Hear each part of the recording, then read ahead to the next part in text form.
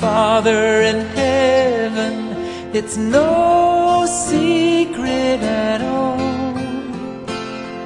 When you think of your children, how far they are from home. Two tender tears fall from your eyes, and your cries shake the world. Cannot bear to see you this way. Mas antes da gente entrar nisso, existe uma pergunta dos sábios que vou falar por que a sessão volta a relatar sobre Yosef logo depois do caso de Yehuda e Tamar. Ambos eram por amor aos céus, os nossos sábios vão dizer, principalmente Rashi, ok? Assim como Tamar fez toda essa situação de se vestir como meretriz para gerar de Yehuda, e diz os nossos sábios também que ela agiu por amor aos céus, vai falar que da mesma forma a mulher de Potifar agiu por amor aos céus. Ela sabia, ela conseguiu descobrir através da astrologia, de uma outra maneira não pura, tá? Mas ela descobriu que ela viria a ser e estava destinada a gerar, a ter filhos de Yosef. Só ela não sabia que esses seriam dela ou da filha dela, isso segundo Rashi. Então ela, através de outros meios, descobriu que ela estaria destinada a gerar de Yosef, e ela viu a grandeza de Yosef e etc, só que através de uma forma não pura, e ela se cegou por causa disso, ela ficou cega, ok? Ela não conseguiu agir de forma racional, e ela quis de todas e todas as formas tentar gerar descendentes através de Yosef, já vendo, prevendo toda a história do povo de Israel. A mulher, diz os nossos sábios, Tamar fez por amor aos céus, e Rashi vai dizer que na realidade a mulher ela fez por amor aos céus, e em outro momento vai dizer que ela era uma mulher amaldiçoada. Como é que pode? Existe contradição em tudo isso daí? Não. Na realidade nossos sábios, principalmente Rashi, vai dizer que vai contar a história de Eliezer, que fala sobre também Canaã, que Canaã lá na Parashat Noach fala que Canaã seja amaldiçoado, seja servo, escravo de seus irmãos e etc.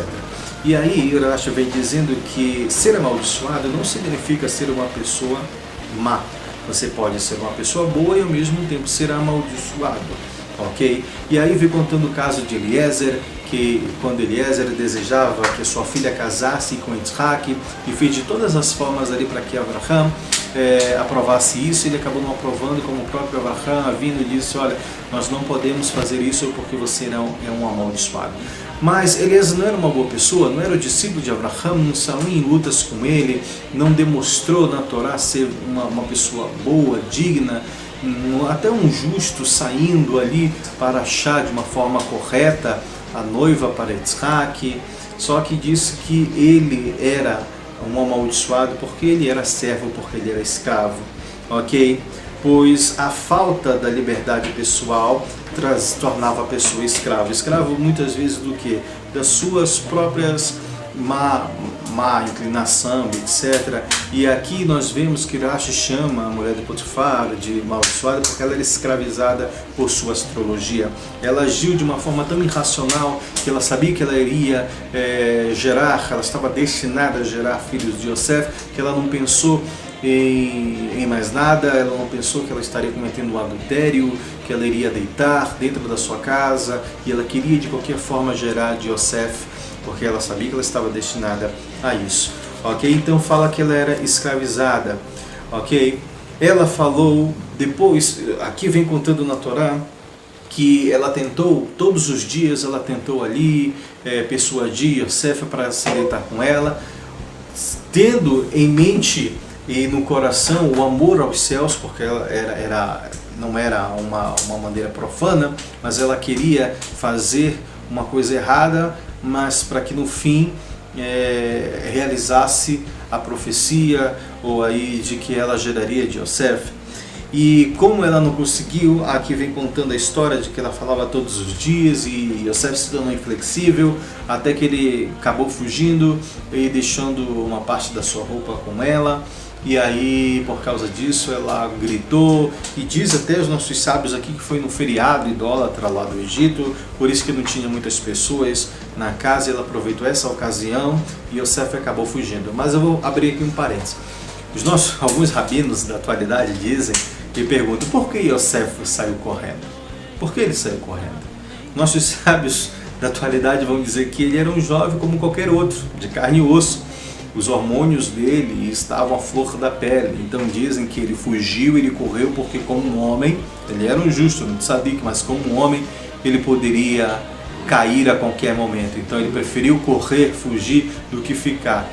Alguns rabinos contemporâneos que eu conheço dizem que ele fugiu porque ele sabia, se ele ficasse ali, ele iria consumir um ato, por isso que ele correu. E aí eles dizem, por isso que nós, os judeus, quando estamos andando na rua, dentro de Israel, fora de Israel, quando vemos uma moça bonita, uma moça que chame nossa atenção, a primeira coisa que a gente faz é fechar os olhos, baixar a cabeça ou passar para o outro lado da rua. Por quê? Porque nós somos homens, nós somos seres humanos e estamos sujeitos a errar, a falhar a qualquer hora, ok? Porque nós temos que lutar contra o nosso Eretz Hará, contra a nossa má inclinação e contra ainda esses outros fatores externos que às vezes nos atingem para tentarmos seguir o nosso mau instinto e não fazer aquilo que a Torá quer. É essa guerra que nós temos, ok? E aí fala que Yosef justamente fugiu. Pelo fato dele ter fugido, ok? Aí diz que ela sabia que ele não queria estar ali no Egito. Então, a qualquer momento, ele poderia planejar em voltar para a terra de Canaã, para rever o seu pai. Ela sabia que ele não estava contente de estar ali, que a qualquer momento ele iria fazer isso. E ela disse, bem, já que não é comigo, provavelmente será com a minha filha, mas a minha filha não está na idade de casar-se. Então, o que é que eu devo fazer para fazer com que Yosef permaneça aqui em Mitzrayim, no Egito, até a minha filha alcançar uma idade que ela possa vir se casar com ele, e aí ela então, através dela, iríamos gerar de Yosef. E aí fala que ela planejou então, portanto, e disse que só de um preso. E aí ela conta toda aquela história, e os nossos sábios vão dizer que ela não só falou mal, como ela espalhou e fez com que outros acreditassem, espalhando um grande boato em todo o Egito para que Yosef fosse desacreditado, de tzadik, de justo, e ele permanecesse na prisão, preso, sem ser por sua vontade e forçado, então ele ficou preso ali. E aí eu quero compartilhar com vocês o que fala aqui. Os nossos sábios vão dizer que das ações da esposa de Potifar, nós podemos aprender uma grande lição sobre julgar as pessoas. À primeira vista, os atos da esposa de Potifar pareciam totalmente perversos.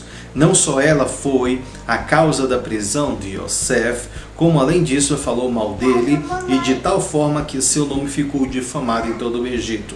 Porém, Rashi nos esclarece a verdade de que até mesmo estas ações foram planejadas por amor aos céus, apesar do fato da esposa de Potifar ter crescido dentro do ambiente corrupto e idólatra do Egito. Suas intenções eram puras a ponto de os nossos sábios compararem-na a Tamar, a mãe dos fortes e justos. Ok, isso Rashi fala no 38:18. Daí nós aprendemos a importância de não julgar as pessoas pela aparência. Lembra que eu falei que o que o judaísmo, o que outra fé, outra crença fala, tentando traduzir, interpretar a Torá, o judaísmo vai falar completamente diferente. Justamente nós sábios vêm dizer que esse caso foi colocado aqui da mulher de Potifar, próximo do caso de Yehudá e Tamar, para mostrar que toda essa geração que veio, que é considerada, as tribos de Israel são consideradas de tzadikim, justo, e nós viemos de boas pessoas, pessoas com boas influências, até mesmo Ruth e Naomi, né? Quando ela veio, fala que, nós sabemos dizer que a Mashiach, Melech, o próprio rei David é descendente de Ruth, ok? E aí a gente vai ver justamente isso, mas como pode ser se ela era moabita? E aqui Efraim, Manassés também vem da linhagem desta mulher, uma mulher má, prostituta, meretriz, adúltera. Nossos sábios vêm mostrar que é completamente diferente, não é isso. Ela tinha um bom caráter, só que ela tentou agir de uma maneira errada, mas ela tinha bom caráter. O fim proposto era bom.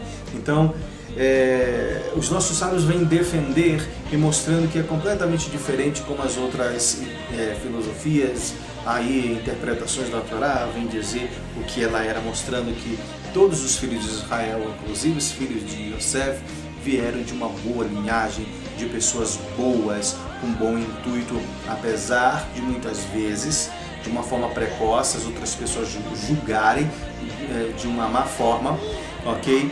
Deturpando a imagem dessas pessoas, achando que elas eram más pessoas, no fundo eram boas pessoas, ok? E aí nós finalizamos esse ensinamento aqui de não julgarmos as pessoas sem antes sabermos a verdade, né? Ficou surpreso, não é? Bem, e aí depois fala que então Yosef foi jogado na prisão e Deus permaneceu com Yosef lá na prisão. Deus conferiu-lhe sucesso em tudo que ele fazia. Novamente aqui nós vemos o próprio Shem na Torá falando que em tudo que Yosef fez, ele prosperava. Ok? Tudo que ele fez, ele prosperava. E aqui nós vemos novamente o ensinamento de que tudo que a gente acha que vem de adversidade sobre a nossa vida, problemas, achamos que muitas vezes isso daí, por que isso está acontecendo, etc., são brachot, são bênçãos disfarçadas, que fazem parte de um grande plano, ok? Que só o Eterno muitas vezes sabe, a gente não consegue entender, mas faz parte. Então, como diz o ditado, há muitos males que vêm para bem, e um deles foi isso que aconteceu com Yosef. Ok? A gente encerra aqui, portanto, vamos fazer a brachá de encerramento do estudo da Torá e da leitura da Torá. Baruch atah Adonai Eloheinu melech haolam, asher natan lanu Torah emet, v'chayil lana betochenu, Baruch atah Adonai noten haTorá. Amém e amém. Bem, nós encerramos então, portanto, aqui a quinta e a sexta leitura, e eu volto amanhã nesse mesmo vídeo falando sobre a sétima leitura, a sétima aliá, e sobre o maftir, ok? Então vamos estudar e vamos sempre buscar a interpretação verdadeira dentro da filosofia do nosso povo judaico, ok? Shalom Aleichem, Leitraot.